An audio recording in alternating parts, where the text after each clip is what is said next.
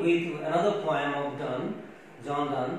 Earlier I discussed with you two of his poems prescribed for you, and both those poems were love poems. But here the third poem is a religious poem.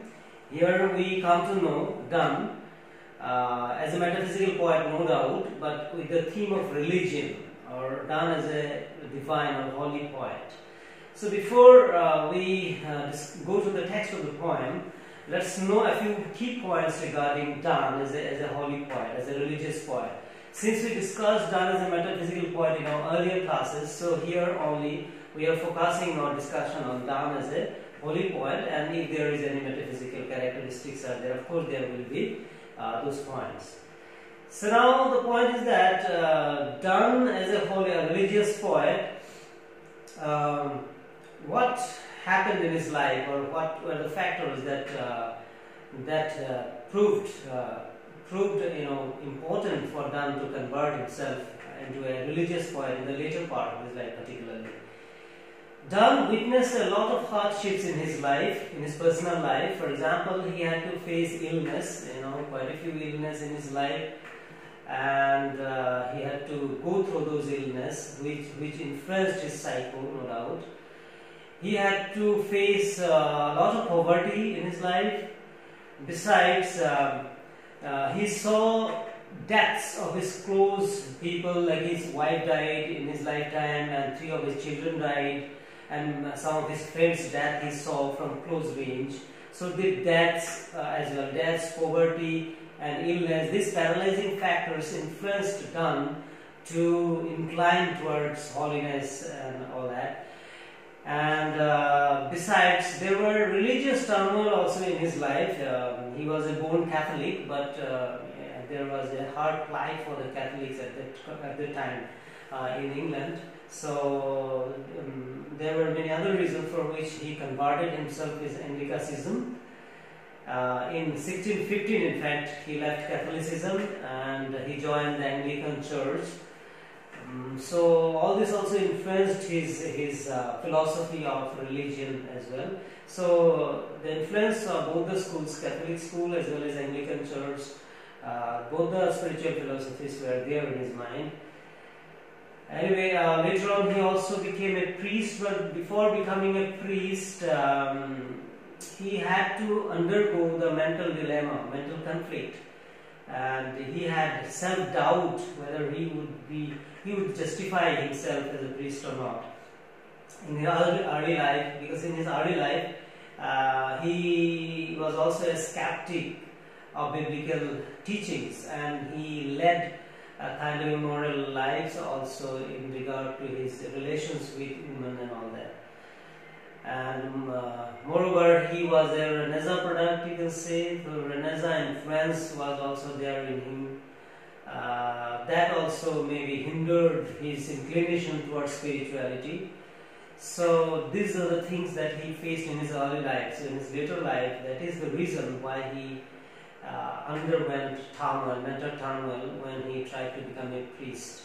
So this turmoil, these mental dilemmas, seeking God's mercy to purify him from whatever he had done in the early life, is well visible in his holy or divine poems. When he became involved himself in writing religious poems, he wrote quite a few important religious poetry. In fact, he wrote 19 religious poetry, all are famous, and besides there were also many famous sermons by him. This is the collection of his divine poems, you can see. They are known as holy sonnets or divine meditations. Total there were 19, and they got published in 1633, of course posthumously after his death.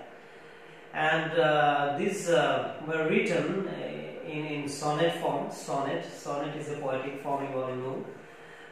There were 2 models of sonnet, Shakespearean sonnet and Petrarchan sonnet. So he followed the Petrarchan model of sonnet writing. I'm telling about it in the later slides. And as far as his spiritual poems are concerned, the main themes he dealt in his spiritual poems, these 19 poems, are mortality, of course, one of the very prominent theme of spiritual poems, mortality, divine judgment of God, divine love, and faith. These are all biblical themes. Spiritual struggle, towards between materialism or spiritualism. The struggle is there. Particularly the Renaissance people had to undergo that, and these things came in his writing. Sin, we commit sin due to our materialistic tendency, and then seeking redemption, penance, and how to get salvation. So these are the topics that he touched in his sonnets. So as I told you, this poem is also a sonnet, written in a sonnet form and followed the Petrarchan sonnet model. Sonnets were mainly the love poems, but here he wrote the religious theme. About religious theme, the structure is given to the sonnet. The Petrarchan sonnets, the structure was, of course, all the sonnets are 14-line sonnets. Petrarchan sonnets are also 14-line sonnets, but the division is different than the Shakespearean sonnet. Here the division is 8 plus 6. You have 8-line stanza, then the concluding 6-line stanza. The first 8 lines are called octave, and the concluding 6 lines are called sestet. In the first 8 lines or octave, a problem is presented before you, or the main content of the poem you can find here. And in the later sestet, kind of solution or suggestion for the solution is given by the poet. Line number 9, where the last 6 lines starts. Line number 9 is called the poetic turn. From there the turning happens and the solution is visible there. And the rhyme scheme is A, B, B, A, and the last 6 lines are C, D, D, C, E, E. So you find it in the poem, the end line rhymes. And within the sentence you have loose iambic pentameter used in this poem, mostly pentameter, but a few trochaic and all that used. Now going to the background or theme of this poem, Better My Heart. This is mainly about conflict of a man with a Renaissance tendency, a Renaissance man, you can say. Renaissance was a time when the materialistic tendency governed the mind of the people, and they got involved in such kind of activities, worldly activities, more and more. But at the same time, the spiritualness or spirituality also were there in the mind. As a result, people were in double mind, whether to incline towards the worldly life, the materialistic life, or to listen to spiritualism and think about the afterlife. So this poem also presents that kind of conflict. Donne himself, a man of Renaissance, and he underwent those worldly life and activities of worldly life, but later on he went that mental conflict, and he urged for spiritual revival, and he wanted to convert himself from skeptic to totally have faith in God and God's mercy Bible. So this poem is basically a personal poem. Intensely personal feeling has been foregrounded in the poem, expressed in the poem, what he felt. And it's a very sincere effort. Throughout the poem, sincerely he expresses, unmasks whatever there in his heart and mind. And it is a kind of introspection, what wrong I have done, what wrong he had done in his life, and how he repents for that, how he regrets for that. And this poem is a kind of surrender to God for God's mercy and salvation. He presents himself as a soul captivated in a body polluted, a polluted body, a body which was involved, a mind which was involved in materialism, in worldly life, in physicality and all that thing, and corruption and pollution. Now he finds his soul, which is given by God, captive inside this polluted body, and he wants to free that soul with God's help. So, but for that he had self-doubt, he had fears for condemnation, and he considered himself as an unworthy, spiritually unworthy man. So these are the psychological problems he underwent, and he wanted to restore the psychological health, with the help of spirituality. So this poem is not a typical moral poem, you can say, like most of the religious poems have a moral tendency, didactic tendency, but this is not like that. It is extremely personal. He expresses his own personal suffering and humiliation, kind of suffering, surrender to God. So this is all that. This is all about his passionate love for God. Throughout the poem we understand that how much John Donne loved God and wanted to surrender himself to God. So this is basically a Christian poem, Christian religious poem, which teaches us about the spirituality of life and philosophy of life, how we should lead the life, how we should live the life. So this is the message we get here according to Christian dogma. Here God is the main persona to whom he surrenders, and God is presented as a Trinity, 3 in 1. Actually in Bible it is explained. Among the Christians they believe God is 3 persona in 1. Like he is the Father himself, he is the Son Jesus Christ, and he is also the Holy Spirit. So 3 in 1, extremely powerful, omnipotent. So this is the belief in Catholicism. So God is presented that way. And this poem is very unlike a sonnet. I told you sonnets are emotional, romantic, love poems, but here it is a kind of a very rough, violent, religious poem, and personal suffering, intense suffering has been explained here. Very unlike, but the structure is sonnet-like anyway. Now going to the text of the poem, what the poem says, let us follow. First we understand that here Donne is the speaker. Donne is the speaker. In the first person he is speaking to God, directly to God, and it is a metaphysical tendency. We know that Donne and the metaphysical poems are argumentative in manner. If it is argumentative, there must be a speaker, there must be a listener. So there should be some persona, there should be some character. So here Donne is the speaker, Donne is the sufferer, and God is listening to him, and to God actually he is surrendering. So speaking to God, you can say. And to God, how he begins in a very rough, violent manner. He begins. See the use of words here. Very, very active and very strong verbs has been used here. Verbs of destruction and all that in a very violent manner, as most of the poems, metaphysical poems are. Selection of the language, diction is very, very common, colloquial, and rough. So here he, in his own metaphysical manner, he is pleading to God, batter my heart. He is saying that you destroy my heart with a ram or whatever. Why? Because it is too corrupted, it is too polluted, and you need to destroy it first to reform into a refined manner, into a holy manner. So for that you need to destroy it first. Batter my heart, 3-person God. So he is calling God 3-person Trinity. I told you, 3 in 1. You are the only 3 in 1, so powerful.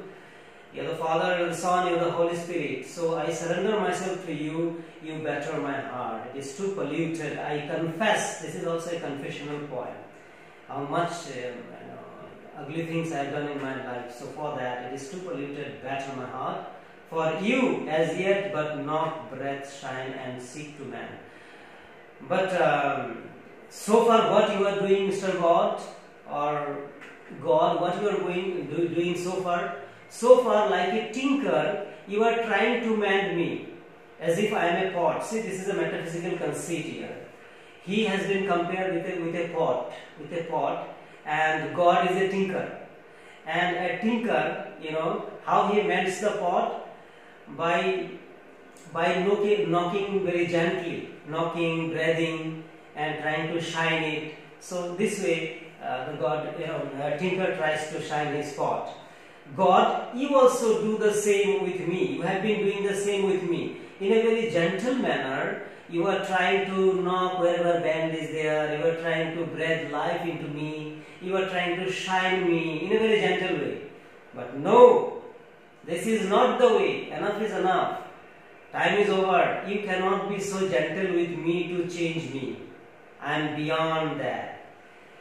That I may rise and stand, overthrow me. So, God, you are trying to rectify me in a gentle manner like a tinker who does with a pot. You are trying to rectify me so that I may rise again, I may stand again. I may rediscover myself and I may come back to holiness, holy life. But this won't help. Dan is saying, this won't help. I am too polluted for that. I am too corrupted for that. What you need to do? Overthrow me and bend your force to break, blow, burn and make me new. So no gentle manner like a tinker. Better you should overthrow me. You should be more violent to push me, to throw me very violently and bend me, break me and use more force. You are so forceful, so powerful. So use your all force, violent force to break me, to break my heart or to break my relation with devil. Blow me in a very powerful manner. Burn all the ugly tendencies inside me, all the 7 deadly sins inside me. Burn all those things and only after that you can make me new. So I am beyond your gentle approach. Please be violent and break me, blow me, burn inside me all the bad things, all the ugly things, all the hellish elements. Then only maybe I will be new, I will be again presentable to you. I, like in a served town to another due, labor to admit you, but oh, to no end. Here again we have a metaphor or a conceit, you can say. He compares his body with a town, usurped town, with a town which has been occupied by the enemy. If a particular town is occupied by the enemy, it will be surrounded by the enemy. And from that town you cannot come out because the enemy soldiers are covering all around. Similarly, see the conceit here, see the comparison. Similarly, my body is also a town, like a town, and I am captured, I am occupied by devil, by Satan, by Lucifer. And I am occupied, I am surrounded by them, all the hellish elements. And I cannot come out. And I admit that, I confess this before you. So again, this is a very biblical way. Biblical way of salvation. First you have to confess before God, then you get mercy, you get penance, then salvation. So this is the way of salvation in Bible, biblical way. So similarly, Dan is also confessing that my body is no more a holy body. It is like a captured body. It is like it is owned by the devil, by the hellish elements, ugly elements, all the bad things. So this is my admission to you, God. Though I understand that I am occupied by the hellish elements, but I cannot come out. I cannot rescue myself. Though your agent is there inside me, reason. We have so many elements in us. Reason, rationality, logic is one of the elements. This reason is given by God. If this reason is given by God, logic is given by God, definitely it is the agent of God. Reason, your viceroy in me. Reason, your viceroy means your agent. It is there inside me. Since reason is your agent, so it may help me out. It should defend me, since reason is commanded by you. But is captive and proves weak and untrue. But unfortunately, God, Father, the reason that you gave me, the holy thing, this reason is also polluted. This reason is also captivated by devil, by hellish elements, and this reason is also very weak and true. You cannot depend on reason anymore, because it is also occupied by devil. So what reason instructs me may be wrong.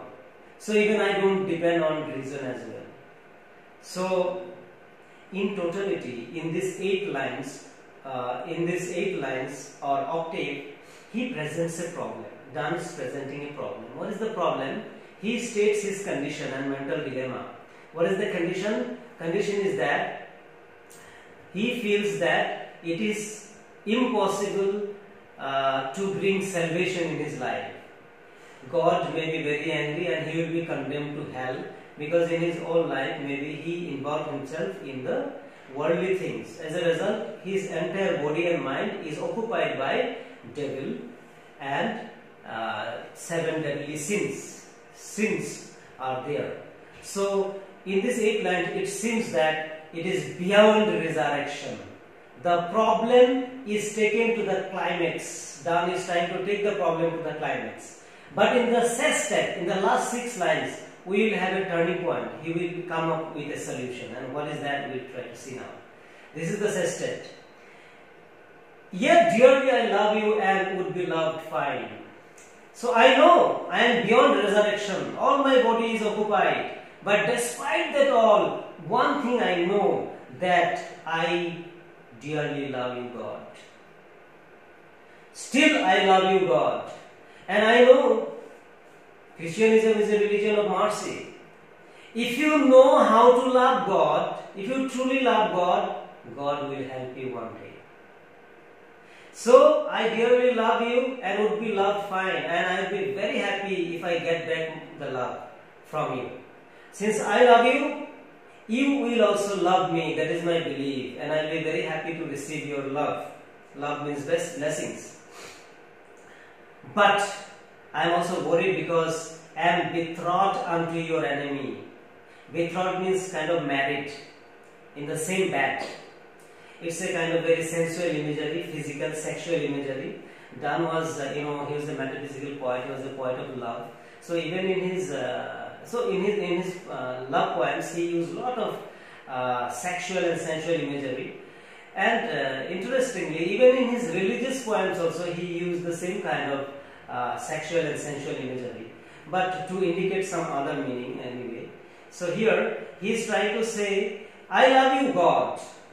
You are my lover, I am your beloved. That is our relation, but in a different sense, not in the materialistic sense. In the spiritual sense, I am your beloved, you should be my lover. But I am worried because you may not come to me, because I am already betrothed unto your enemy. Your enemy is Satan. Satan is the ruler of hell. Satan, devil. Devil is your enemy. And I am married to your enemy already, because I followed your enemy, all the bad things I did in my life. So I listen more your enemy. So in that sense, I am married to your enemy. I am in the bed of your enemy, Satan. So there is no way that I can rescue myself. So that is why, God, I plead you, divorce me. You are so powerful that even now, if you want, you can divorce me from your enemy. You can untie, you can break my relation with Satan, with the devil.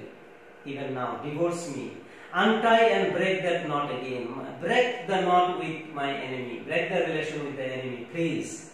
Take me to you. I plead. You break relation, you snatch me and take me to you. Imprison me. This is a paradox he is using. Paradox means, in the surface level one meaning, but underlying another opposite kind of meaning. Imprison me. He pleads that I am already imprisoned by devil. Now I request you, you free me from the devil and you imprison me. You capture me. But this imprisonment by God is paradoxical, because this imprisonment actually means freedom, spiritual freedom. If I go under God, that is the real freedom, holy freedom. For I, except you enthrall me, never shall be free. So, if you don't free me and take to your territory, there is no way. Only you can enthrall me. Only you can siege me. You can take me. Otherwise, I will never shall be free. I will be forever occupied, condemned to hell under devil. Nor hold on. The last line says, "Nor ever chaste except you ravish me." So this is a again another paradox, very interesting line here. Ravish actually indicates rape.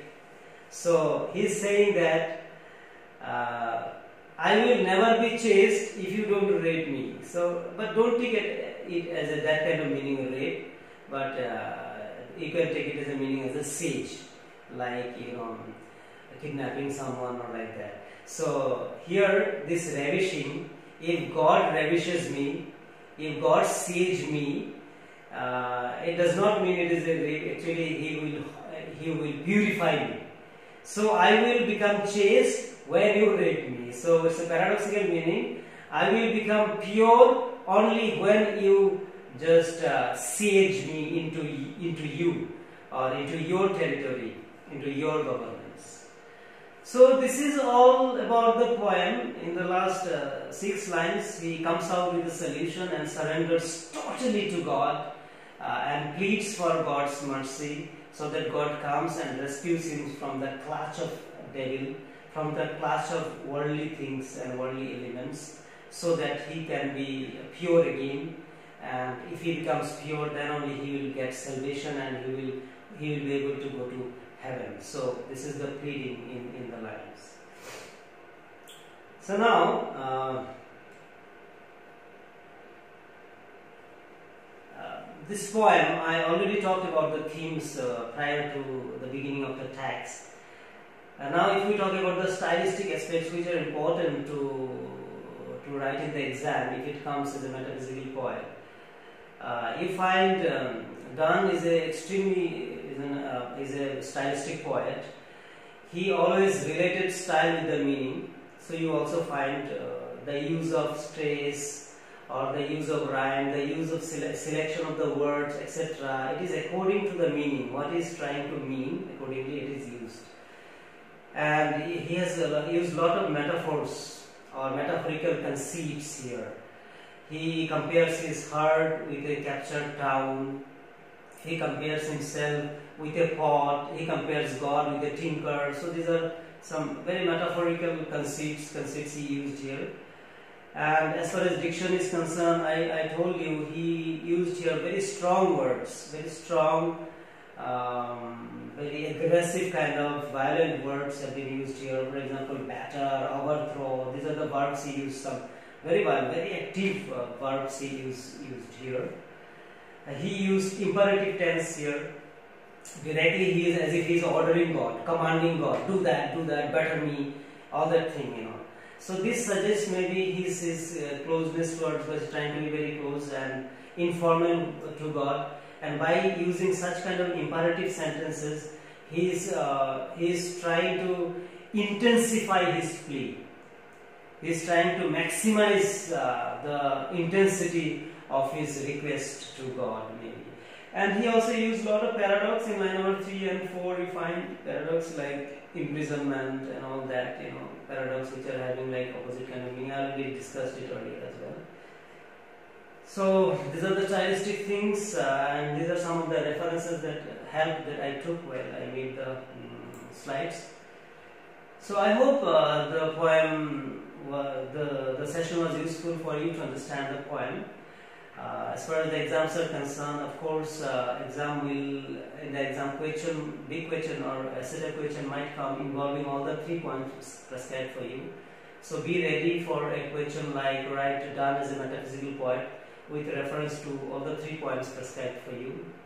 There may be question on the stylistic aspects like write a note on the imagery and conceits used by Donne in these poems. Or thematic question may also come. For example, write a note on the theme of love in the poems of Donne. Or there may be write a note on the theme of holiness or religion in the poem of Donne. So these are the few things that looks very common in the poem. Besides, there may be short questions related to the text or related to particular information steps that you need to follow.